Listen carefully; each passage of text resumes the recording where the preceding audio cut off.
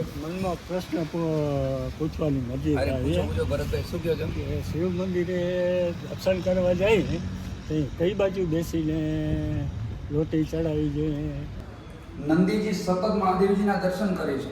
આપણે વચ્ચેથી પસાર થઈએ તો નંદીજીને વિઘ્ન પડે દર્શન માટે. સતત એની આંખ મહાદેવજીના દર્શન. હવે ત્યાં પણ વચ્ચે નહીં બેસાય, કારણ કે પાર્વતીજી છે ને એ પણ શિવના સતત દર્શન કરે છે.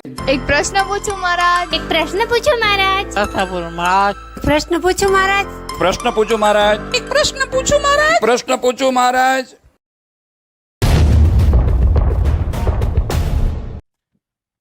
ઓહો ભરતભાઈ, રામ રામ રામ રામ. આશીર્વાદ આશીર્વાદ. બેસો બેસો. કેમ છો? મજામાં? બસ આનંદ. ઘણા દિવસે દર્શન લીધા. બસ પીવા જ હતી ને. કેમ તબિયત પાણી બીજું?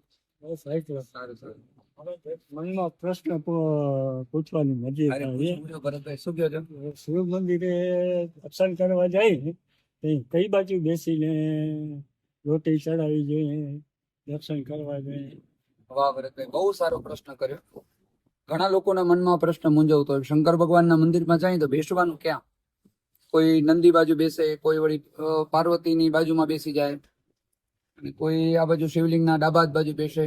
હકીકતમાં શાસ્ત્ર નિયમ શું છે? શંકરના મંદિરમાં અંદર આપણે કલશ ચડાવીએ ત્યારે આપણું ફેસ, આપણું મોઢું કે બાજુ હોવું જોઈએ, ક્યાં બેસાય એ.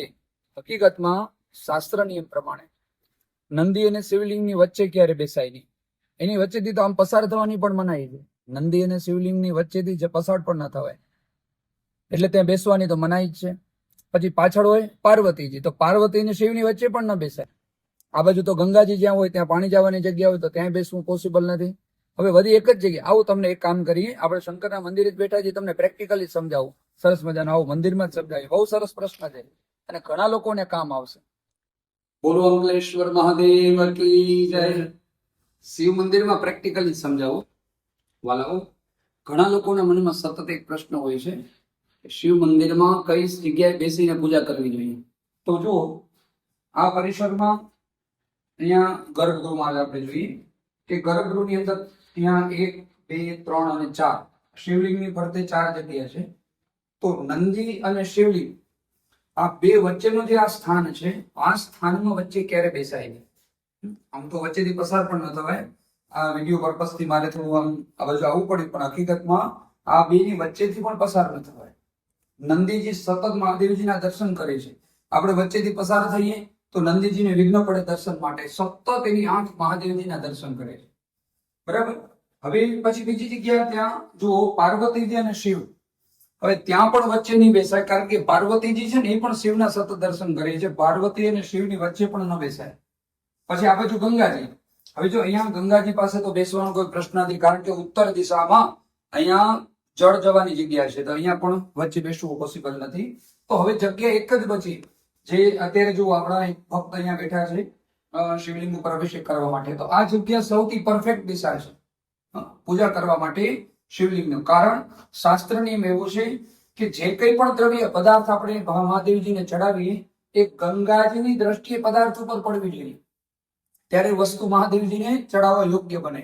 જગતની તમામ વસ્તુ ભગવાન શિવને ચડાવવા માટે નિર્માણ પામેલી છે, પણ એ અપવિત્ર વસ્તુઓ છે. ગંગાજીની દ્રષ્ટિ જ્યારે વસ્તુ, પદાર્થ, જળ, દૂધ જે કંઈ આપણે લાવીએ એના ઉપર પડે ત્યારે મહાદેવજીનો સ્વીકાર કરે. એટલે નિયમ એવો છે કે જે કંઈ આપણે વસ્તુ લઈ આવ્યા, માનો કે દૂધ ચડાવવું છે, કોઈ વનસ્પતિ ચડાવી છે, બિલ્વપત્ર ચડાવવા છે, પેલી ગંગાજીને બતાવવું પડે. ગંગાજીને બતાવો આમ સામે બેસીને, ગંગાજીના ઉપર દ્રષ્ટિ કરે, પછી મહાદેવજીને અર્પણ કરો ને પછીનું જે ફળ પ્રાપ્ત થાય.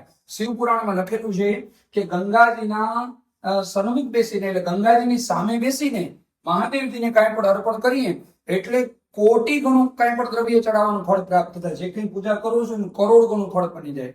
એટલે ભરતભાઈ, તમને હવે સમજાઈ ગયું હશે કે તમે પૂજા કરવા માટે જયારે આવો ત્યારે આવી રીતે ગંગાજીની સામે બેસી અને એ પૂજા કરવું યોગ્ય છે. નહીં અહીંયા બેસાય, નહીં ત્યાં બેસાય, નહીં અહીંયા બેસાય. એટલે આ એક જ જગ્યા શિવલિંગની પૂજા કરવા માટે સૌથી ઉત્તમ છે. જય શ્રી કૃષ્ણ ભરતભાઈ, જય શ્રી રામ. ખૂબ ખૂબ તમારો આભાર. આજ તમે સરસ મજાનો પ્રશ્ન કર્યો, એના કારણે કેટલા બધા લોકોના પ્રશ્નનું સમાધાન થશે. હરિઓમ.